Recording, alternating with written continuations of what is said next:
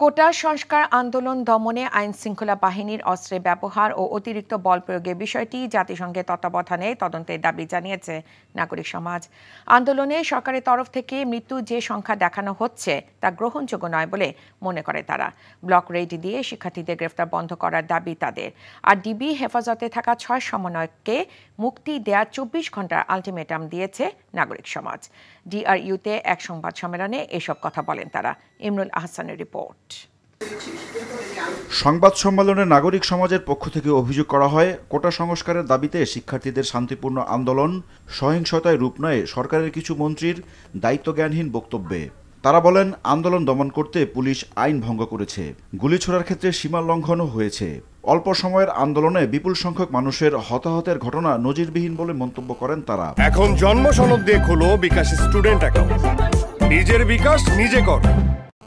সরকার 147 জনের মৃত্যু তথ্য পেয়েছে বলে দাবি করেছে, যা অগ্রহণযোগ্য। নিহতদের মধ্যে রয়েছে 9 শিশু যাদের বয়স 4 থেকে 16 বছরের মধ্যে। এদের মধ্যে 4 জন নিজ নিজ বাড়িতে গুলিবদ্ধ হয়েছে। বাড়িতে গুলিবদ্ধ হওয়ার ঘটনা প্রমাণ করে কত নির্বিচারে গুলিবর্ষণ করেছে। প্রতিটি হতাহতের এবং আইন শৃঙ্খলা বাহিনীর অস্ত্রের ব্যবহার ও বল প্রয়োগের বিষয়ে জাতিসংঘের উচ্চ পর্যায়ের বিশেষজ্ঞদের তত্ত্বাবধানে তদন্ত হতে হবে।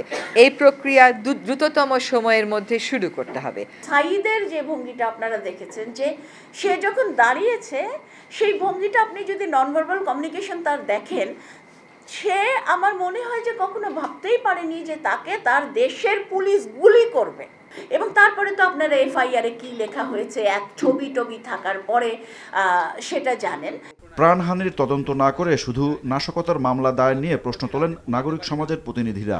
ব্লক রেড দিয়ে ছাত্রদের গ্রেফতারের সমালোচনা করেন তারা।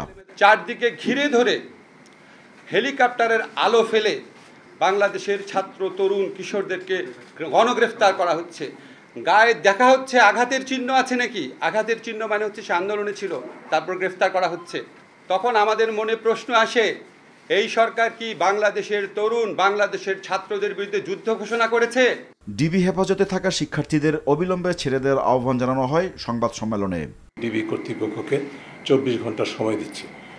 24 ঘন্টার মধ্যে যদি যাদেরকে আটক করা হয়েছে ডিবি কার্যালয়ে তুলে নেওয়া হয়েছে, সেটি বন্ধ করা, সেটা তাদেরকে যদি নিঃশর্ত মুক্তি না দেওয়া হয়, তাহলে ডিবি কার্যালয় থেকে সামনে মানববন্ধন থেকে শুরু করে আরও কঠোরতার আন্দোলনে বাংলাদেশের নাগরিকের পক্ষ থেকে আমরা সবাই আন্দোলনে ঝাঁপিয়ে পড়ব। প্রতিটি নাগরিক নিরাপত্তাহীনতায় ভুগছে। তাহলে আপনি কি সারা দেশটাকে ডিবি কার্যালয়ে রূপান্তর করবেন? করেন।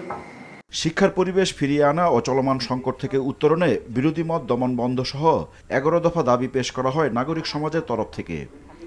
Imrul Ahsan, NTV news, Dhaka. এখন জন্ম সনদ দিয়ে খোলো বিকাশ স্টুডেন্ট অ্যাকাউন্ট, নিজের বিকাশ নিজে কর।